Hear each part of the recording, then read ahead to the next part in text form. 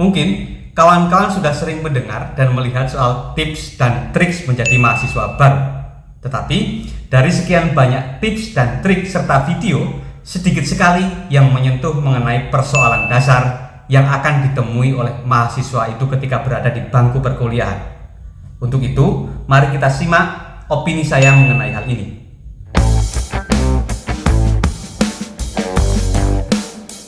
Bapak Ibu tahu nggak berapa persen lulusan kita yang ngikutin prodinya pada saat kerja? Maksimal 20%. Tidak ada hubungannya antara jurusan apa yang lu ambil sama nanti lu sukses menjadi apa. Sistem pendidikan Indonesia belum secara sengaja memberi ruang bagi para peserta didik untuk mengeksplor potensi dan minat mereka sedini mungkin. Sebagai pendahuluan, mari kita coba lihat perbedaan antara sistem pendidikan dan pendidikan di Indonesia. Di tempat kita, antara sistem pendidikan dan pendidikan dianggap sebagai sebuah hal yang sama. Padahal secara filosofi dan secara pengertian, hal itu merupakan dua hal yang berbeda. Yang dinamakan sistem adalah sesuatu yang sudah terjadwal, punya aturan dan mekanismenya sendiri. Hal itu yang kemudian dituangkan ke dalam undang-undang, misalnya surat keputusan menteri, bahkan surat edaran oleh instansi tertentu termasuk oleh perguruan tinggi. Karena sudah ada aturannya, kita tidak bisa bebas untuk melakukan sesuatu yang kita sukai atau kita senangi. Maka ketika kemudian kawan-kawan menjadi mahasiswa dan masuk ke dalam sistem pendidikan di perguruan tinggi, mau tidak mau harus mengikuti ketentuan tersebut. Meski terkadang ketentuan-ketentuan tersebut akan mengurangi kreativitas seseorang. Contohnya begini, ketika kawan-kawan memutuskan untuk menjadi mahasiswa di Fakultas Hukum misalnya, maka selama kuliah dan di ruang kelas, kawan-kawan akan dipatok untuk mempelajari sesuatu yang berkaitan dengan hukum. Sangat kecil kemungkinannya untuk mempelajari hal-hal di luar itu.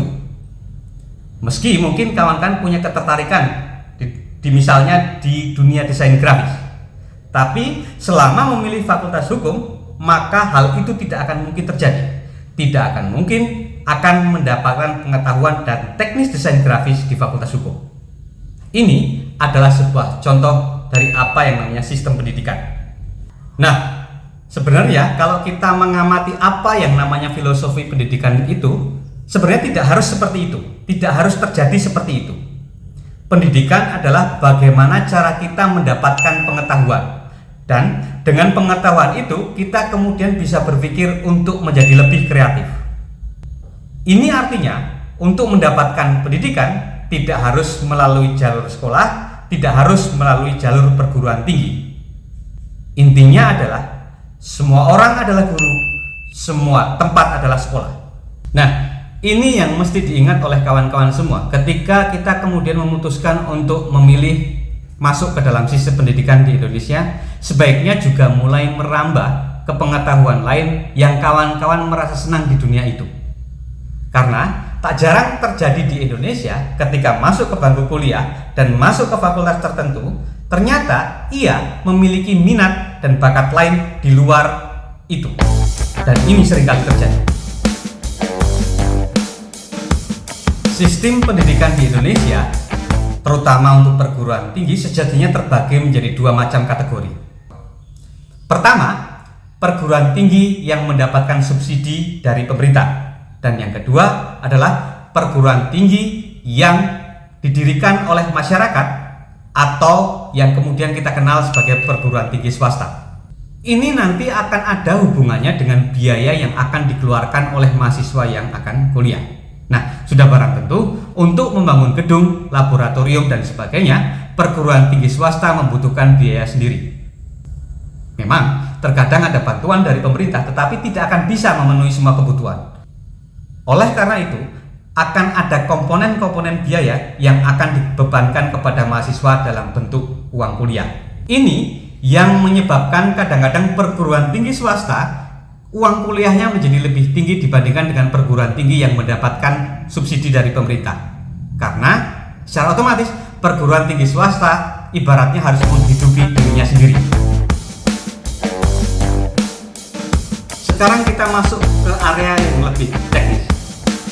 Untuk menjadi mahasiswa, kawan-kawan harus mengerti nih posisi masing-masing terlebih dahulu.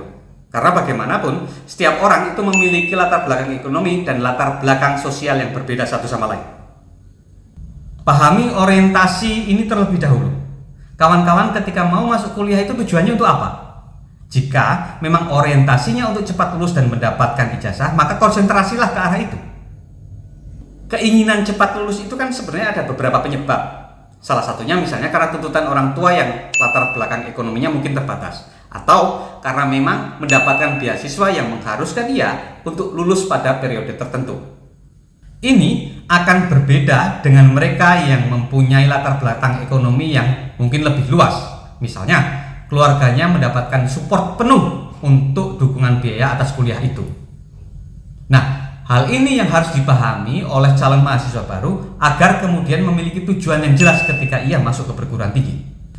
Meski demikian, terlepas dari situasi yang sudah saya ceritakan, sebaiknya calon mahasiswa baru ini memang memiliki keinginan untuk mengembangkan potensinya masing-masing, memiliki kreativitas dan mengembangkan jaringan-jaringan pertemanan yang luas. Pertanyaannya adalah, kenapa demikian?